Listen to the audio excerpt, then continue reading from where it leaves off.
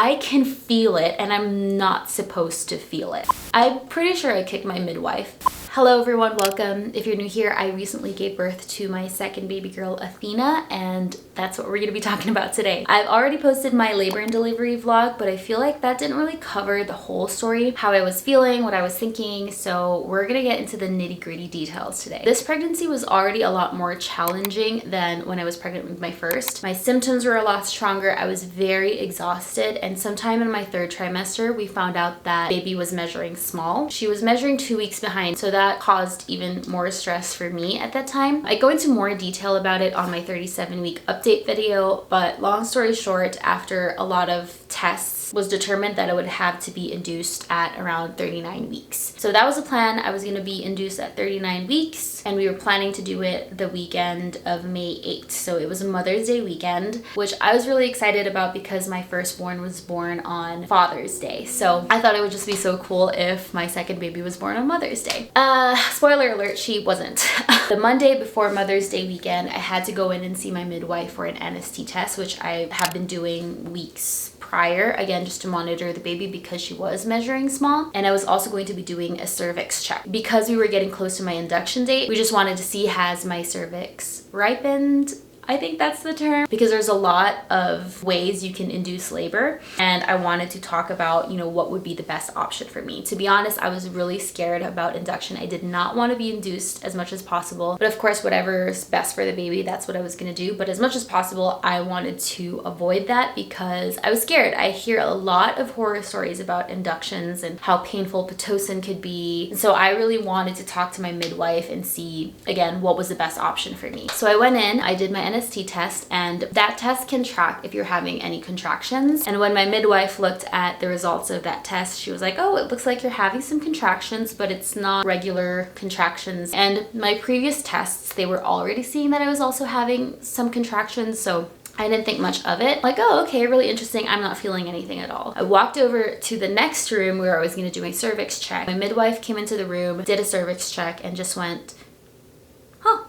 And I said, what? She said, well, you're 6 centimeters dilated. And she just took off her gloves and smiled at me, and I just remember not really comprehending what she was telling me. I knew what dilated means, but I think I was in just so much shock that I didn't really think that it meant what it meant. Like, oh, you're having a baby. That didn't really cross my mind. I was even thinking, oh, so does this mean I won't have to be induced and I will just go home and kind of wait for labor to progress? The only words that could come out of my mouth were, so what's the plan? And all she said was, well, you're having a baby today. I felt like a stone. Felt like I was just frozen. I still didn't understand what was going on. I was in so much shock because I wasn't feeling anything. Again, when she said, you're having a baby today, I kept thinking, oh, so I can drive home, maybe grab my bags and then come back. But the next thing my midwife said was, is your husband near and can he bring all of your guys' bags? And I think she could see that I was in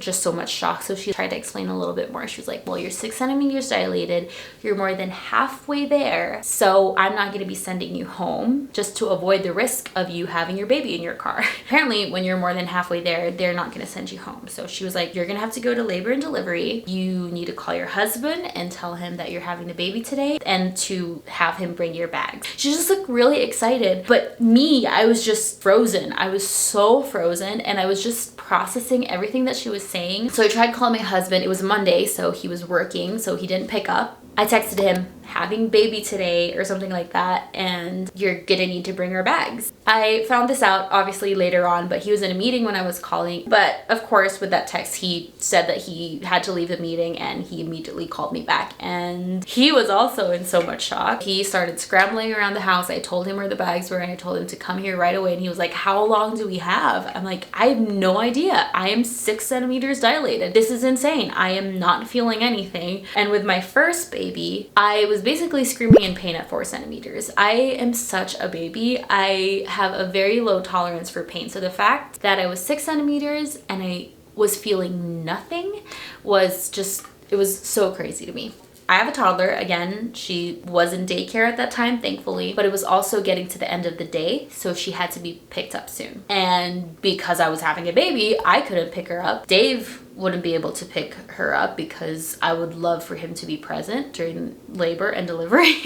So I was really panicking. My in-laws don't live in the same city, but we had talked about it before that, you know, when I was gonna have the baby, that they would be driving over here. Since I had an induction date, we'd plan it out. But you know, with labor and delivery, you can plan as much as you can, but things can go completely out of your plan. I started panicking because it'll take them about an hour and 30 minutes to get to where we were. So I was so scared that Sienna would be stuck in daycare. My husband called my mother-in-law right away. Thankfully, she was already packed, so she drove to Sienna right away. But yeah, I was so scared that she wasn't gonna make it in time. That's all I kept thinking. Who's gonna get Sienna? Who's gonna get Sienna? Worst comes to worst, Dave's gonna have to go get Sienna and he's gonna miss the birth. And I would just be so devastated. Because I also didn't know how fast it was gonna be. I wasn't feeling anything at all. It didn't feel real that I was in labor. To be safe, I wanted him to get to the hospital as early as possible. I walked to my car because I feel like I just needed to breathe. And I kept calling my husband because I was just like, I'm shaking. I feel like I just need to talk to someone. It was very shocking because I truly couldn't feel anything. And I just kept thinking, I feel like I can drive home. I feel like I can drive home, but I don't know. I didn't want to risk it, of course. So I just sat in the car talking to my husband and also thinking I was so sad that I didn't get to hug Sienna. I had this picture in my mind of before giving birth to Athena that I would hug her and kind of cherish the last few moments of her being the only child. And I know that sounds so sentimental, but I was very emotional about that. I just really wanted to have that moment with Sienna before giving birth, and it was just so sad that I wasn't able to, you know, have that. Like, she was just at daycare and the next thing you know, we're gonna come home with another baby. I wish that part had gone a little bit better. After staying in the car for I don't know how long, I decided, okay, Alexa, you need to go to labor and delivery like your midwife said. I totally forgot where labor and delivery section was. So I walked into the hospital. I was looking at, you know, the maps that they have there. I was just staring at it, trying to figure out where I need to go. And this very nice nurse approached me and asked, hey, do you need any help? I told her, yeah, actually, I apparently need to go to labor and delivery. And she looked at me and she was like, are you sure? Or do you need to go to the emergency room or the labor and delivery section? I was like, no, labor and delivery. Apparently I'm 6 centimeters dilated and I'm about to have a baby. And she looked at me stunned and she's like, oh my God, do you need a wheelchair? And I said, no, actually, like, I'm feeling nothing. And she's like, okay, well, I'm gonna bring you to the labor and delivery section, but let me know if anything changes, if you start feeling any pain at all, and if we need to grab a wheelchair. It was a long walk from where we were to labor and delivery. I finally got in the room. A nurse came in that looked so familiar. And what do you know, she was the same nurse that delivered my first baby, Sienna. And I just thought that was so amazing. She was like, oh my gosh, it looks like I'd also delivered your first baby. I don't know why, but that was just such a beautiful coincidence. Finally, my husband arrived. My midwife talked to me about epidurals. She knew that my initial plan was to have an epidural, and she's like, do you still want that? Looks like you're not feeling anything, but that could go from 0 to 100 real quick. And I was really afraid of that. Again, I have a very low tolerance for pain. I truly didn't want to feel it. And with my first baby, I thought, no, maybe I can see if, you know, I can do it without any pain medication. Absolutely not. I was screaming, throwing up in pain, shaking, begging for the epidural.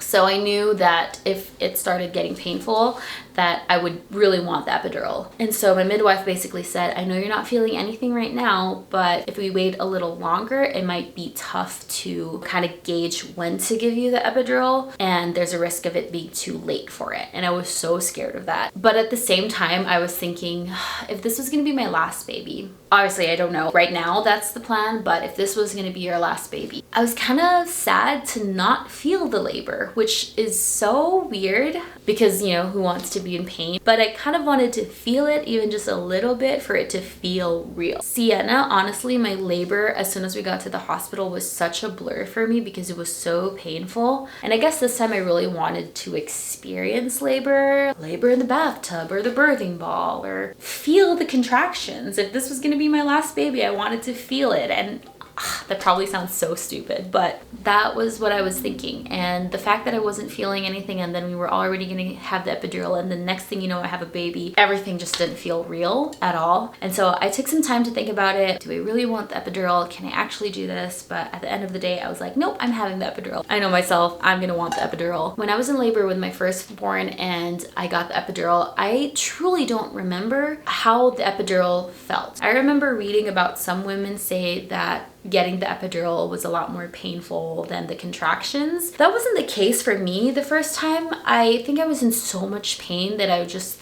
begging for the epidural. I don't remember feeling the epidural at all. But this time was different because I wasn't feeling any other pain. When I was getting the epidural, I felt it all. It was painful. I remember feeling it really pinch and it kind of burned in my lower back or my legs. I just was holding on to both the nurse and Dave, and then they also asked, like, do you feel the pain more on your left or more on your right? I remember most of it I was feeling on the left, and I think they want to make sure that it's distributed evenly, I don't know, but I have a feeling that it wasn't because of what happens later. But after the epidural and everything, I felt divine. Same feeling that I had with my first. I was basically just in bed. I was eating a popsicle. I was just trying to relax and just trying to think, oh my gosh, in just a few hours or so, I'm gonna have a baby. I was just trying to let it all sink in. I was a little worried because my midwife that I regularly see, she wasn't on call that evening, and I really wanted her to deliver my baby. I didn't tell her that because obviously I wanted to respect her time. I knew she wasn't on call, but she was so nice. She stayed. I kept looking at the time because I knew what time she had to go home, and I kept thanking her and saying, sorry, I can't believe you're still here. I know that you're not on call. She's like, she's okay. I really want to be there for you. And oh my God, I just felt so thankful for that. She ended up delivering my baby even if she wasn't on call, and that's just, I don't know, that was just so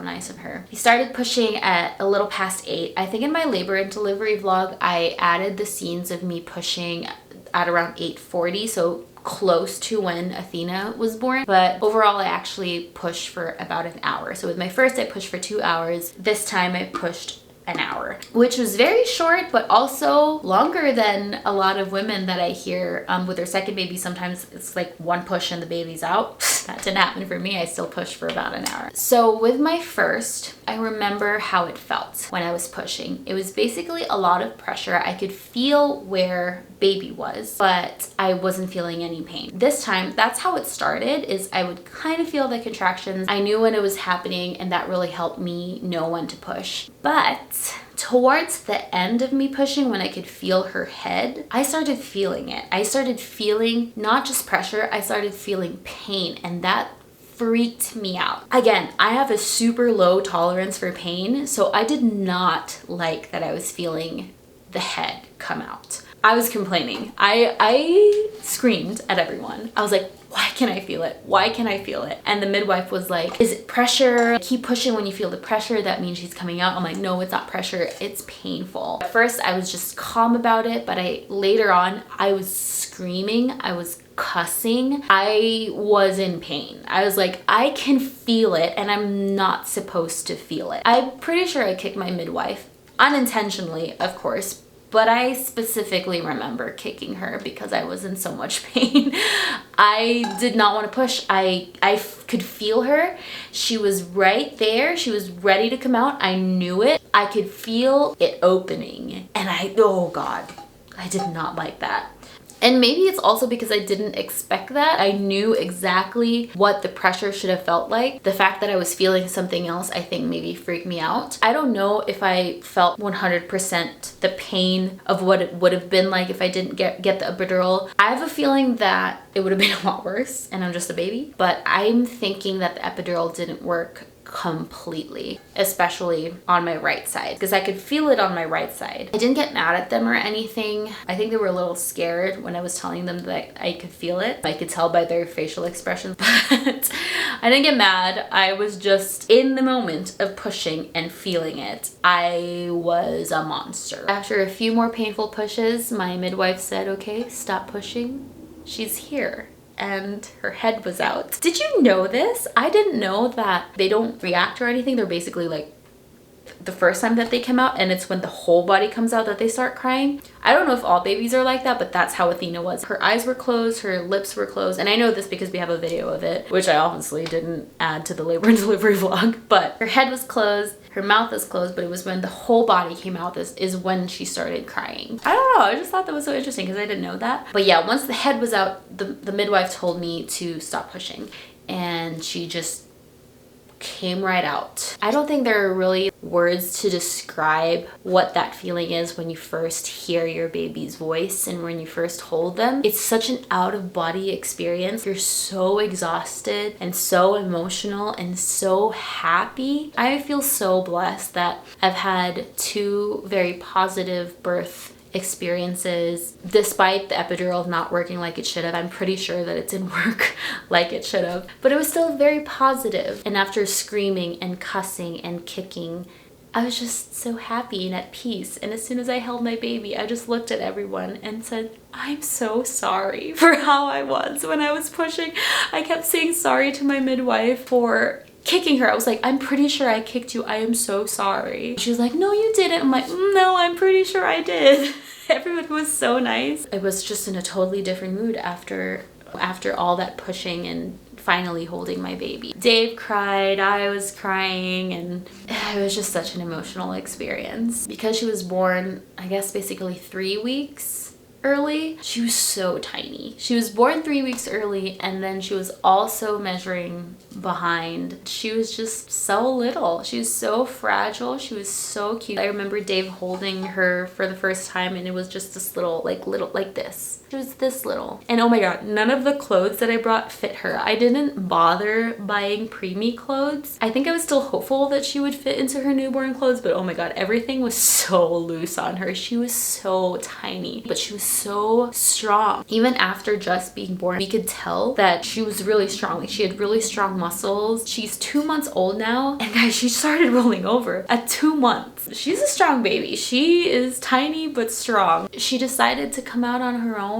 She was like, nope, you are not evicting me. I'm gonna go out when I want to go out. And now she's here, and we are so exhausted but happy. I have a very cute video of it on my labor and delivery vlog, but the next day we introduced Athena to Sienna, and Sienna saw the baby, and it's almost like she knew that we were gonna have a baby. I've never heard that type of laugh from her before, where she was just so excited to meet and hold the baby. I just didn't expect that reaction from her. She was very sweet. She wanted to hug her and kiss her right away. I mean, don't get me wrong, there are times now where she gets jealous and she just wants to be carried when I'm carrying Athena, but for the most part, she's very sweet. She always gives her kisses and hugs her and plays with her. She wants to be part of taking care of Athena.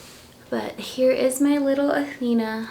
She's a little fussy because she's starting to get hungry. She's already gaining a lot of weight. She's so much bigger now than when she was first born. I guess she was so tiny. She's very strong and healthy, and we're just so thankful that she is here and happy. If you enjoyed hearing about my birth story and you want to see actual footage of my labor and delivery experience, I'll make sure to link my labor and delivery vlog down in the description box.